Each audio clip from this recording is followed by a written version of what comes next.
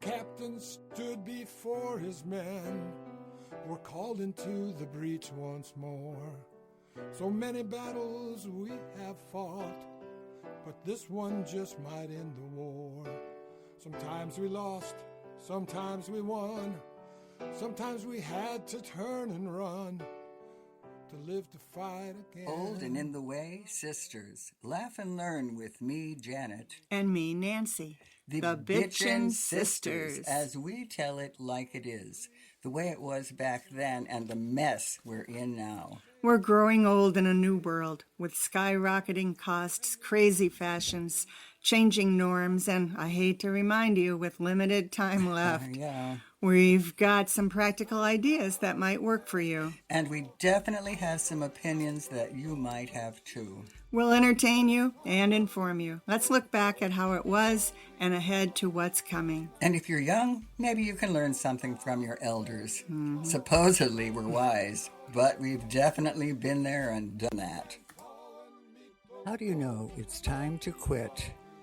After I retired and I was subbing in a Montessori kindergarten classroom, when all of a sudden I was sitting in a little kid's chair and I reached over to get a red rod, a material for math, and my hip went out.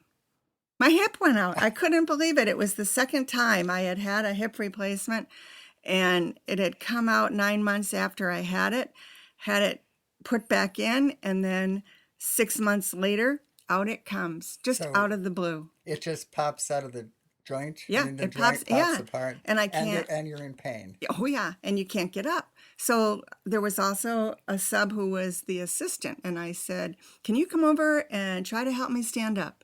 So, Woo. Yeah, so she and I tried to stand me up, and I couldn't. And I knew the drill from before. I said, well, I looked around the room. Everybody was working, all these five-year-olds and 4-year-olds. And I said, you better call an ambulance, Kathy. And this little boy looked up and he said, Miss Nancy, did your hip fall out again? Oh, God. I've been there so long, they know the story. And I said, yes, it did, but just keep on working. So they did. Oh, boy. So the ambulance was called, and Kathy notified the principal, and she came in, and I called my other half, Mike, and I said, what are you doing? And he said, well, I'm just actually driving by the school. And I said, well, why don't you pull in? I need to see you. Whoa. So he comes in, and I tell him I can't stand up, and the ambulance is coming. And he's like, oh, my God. And so as soon as the EMTs held me up to put me on the gurney, it went back in. And they said, yeah, but they said, well, you don't have to use the ambulance. And I said, well, I don't really know what's going on in there. I think I better go and find out. So you can take me to the emergency room. So I went, and they x-rayed it, and my surgeon told me that once the socket is dislocated, there's a 20% chance it could happen again. And I realized now I'm part of the statistics. I called my surgeon to schedule a meeting, but he was out of town till Friday. So the team at the hospital was in agreement that I needed what's called a revision, a nice term for a new replacement appliance. I don't know when or if that was going to happen, but, even though my surgeon was on vacation till Friday, he called me on Thursday. So they must have alerted him. He was so nice, and he said, Nancy, we're going to get you in as soon as possible. Usually it's like 3 months out with him, and it was 6 weeks. And so the end result was that I decided if I can't reach the floor in a small chair to manipulate the materials, I have no business subbing, because I cannot teach the children. Because you want to be down at their level. Yes. That's one of the things about Montessori is you're not like hovering high above the children. Exactly. Yeah. I needed to be on the floor with them, showing them how to use the materials. Yeah. So I canceled all my future sub dates. I notified the principal, and I've officially entered a new phase of my life due to my physical limitations. And the entire idea that I'm no longer a physical presence in the school doing what I love, being with the kids, it's hard to get used to, I have to tell you. A bit of self-pity, but mostly thinking, what have I got now in my life? I've got knitting, reading, crosswords, the computer, walking on sidewalks, no longer in the field because it's Really? uneven, Really? and cooking for the joy of seeing Mike smile when he digs in, my other half. It's not a lot, but I do not have terminal cancer or the loss of a limb. I have a lot to be grateful for. It's just new right now, and it's unsettling. Well, when I decided to stop working, I I had my husband and I had run this little manufacturing business, hand manufacturing business for over 20 years. And when we finally sold it off in a couple of pieces, we everybody got some money and we were comfortable, but we still had to work for a while. So I began working in the marketing department of our local healthcare facility, and it was just fine. I could do what they wanted me to do, events and videos and ads and that kind of thing. But they're always, and when you're working for, there's a bureaucracy there, and people don't always get along, and I wasn't always happy, and I didn't always feel valued because I felt like I was doing so many different things, and maybe I felt like I wasn't getting paid enough. And they said, "Oh, but studies have shown that people with your job description, this is how much they make in this Oh area." boy. And I just thought, look, they aren't doing websites and videos and all of this. And then I had a friend who was approximately my age, and she had just retired. And she said, "Well, why don't you think about retiring early?" I think I was 63 and a half, 64. And of course, I had thought I'd have to wait because most people end up waiting so they can get Social Security. Because if you aren't working, you don't have insurance. But I Mm. had a husband who was 4 years younger than I was, and he was still working and he was carrying the insurance. So I had an out that way. And then the other thing people say, and maybe they've said this to you, is if you quit working early, you won't get as much social security then.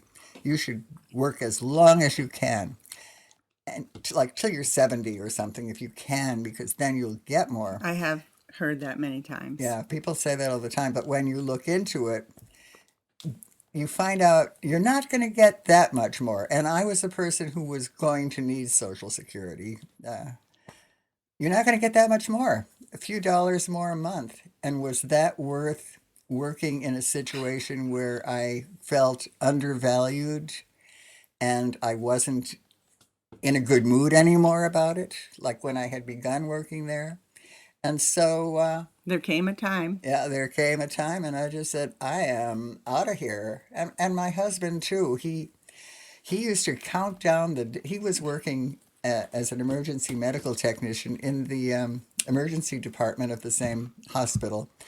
And he loved his work, but he hated the way people were treating each other around in that department. Really? Um, there was all this dissension, and higher ups were mistreating people, and he was right at the bottom. And he's a very happy person. Patients love him because he takes good care of them, and they were kind of jealous of the fact that he had all these relationships with people. And eventually, I mean, he could tell you on any day how many days, how many hundreds of days there were left until the day that he could quit, which for him was a month before his 65th birthday, which is when you can begin Yeah. collecting Social Security, and or maybe not that, but when you can be on Medicare. Medicare. Yeah, so that's what he did. So people have different reasons for quitting, but the day comes. Well, I remember when Dad, as you well know, a professional golfer who also had Parkinson's, he almost ran over me with the golf cart. No, I don't remember I that. know, we're finding out a lot Yeah. about each other in our lives, even though we're siblings. Anyway, he quit golfing completely I didn't know on that. that day. What? Yeah. That was in Florida? No, it was in Wisconsin. They were up here for the summer. Oh, okay. And it was like, I mean, golf was Dad's passion. Oh, yeah. And for him to give it up was huge. Just like my passion is teaching. And for me to give it up, there comes a time. Yeah. Well, I know lots of people who keep doing it until they're forced out, or they make a mistake, or Mark is still a volunteer EMT, and he says to the people with whom he works, if you are ever afraid that I'm forgetting something or failing to do what needs to be done if I'm on a run, I want you to tell me, because I don't want to be putting someone's life at risk. I'm not doing this for money, but as a volunteer, someone has to tell me when I should stop. And maybe that's not always possible if you're working and you need that money. I mean, there's always that concern. You Yeah. need that money. And when you quit working, who are you anymore? Oh, yes. Because for me and for so many people, what you do for a living is kind of who you are. People that you just meet for the first time, even if they're elderly like us, they'll say, well, what did you do? And they kind of judge you depending upon what you have as an answer. Um, I have to laugh when I think about my brother Roger was going to a class reunion. He was probably in his 60s then, and you have to write something about what you did with your life. And his was just, a lot of it was totally fiction. Oh, I do skydiving and, crazy things like that, which he knew they were going to take as a joke because he made it sound so ridiculous. But people do judge you, and it's scary to stop working. Yeah, I know. Just 2 weeks ago, the principal of that school called me Yeah. and said, I have an idea for you, and it doesn't involve getting on the floor. Ooh, big. Yeah, and she said, and you won't have to lift anything heavy. She said, we have a new teacher, and she hasn't started her training yet, and she could really use some help putting all the materials on the shelf. She doesn't know what they're called, putting them in order. Could you do that for us and help her the first 2 weeks of school? Mm-hmm. And I loved it. She loved it. And we became really good friends. And so I think as long as you have your mind and people know what your capabilities are, you can still do things.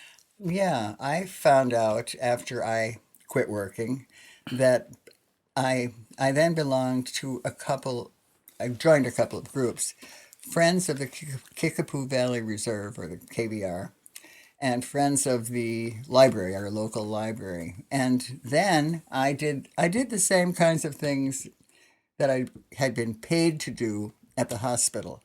I did videos for them, I did ads for their events, I came up with some ideas for events, and I loved it, and they loved me. And now just this coming week, I'm going to do the flowers for a pasta supper that we're having before a big triathlon, and I did the poster for that supper, and people told me, "Oh, what a great poster that was! It's really going to bring in the crowds." And you can find things to do based on your abilities And your interests. and your interests. And often these kinds of organizations attract older people who are just retired, people whose last kid maybe has gone off to school or something like that, and they want to be active, and they can be active. They can find these things. I agree. I just think we both you and I and Dad, all of us, we didn't give up our jobs because of a lack of love for it. It's because it's the right thing to do. That's about it. And maybe we're not always in the way. We're old, but not always in the way. Love it. Janet and I come to you twice a month with new episodes. Some are funny, Some are serious. Some are just our crazy opinions. I hope you enjoyed our show. Me too. It's been a pleasure. We are Nancy and Janet, the Bitchin' Sisters. Many battles we have fought, but this Music one just by might Hall and end Sidnor. more. Sometimes we lost, sometimes we won, sometimes we had to turn and run.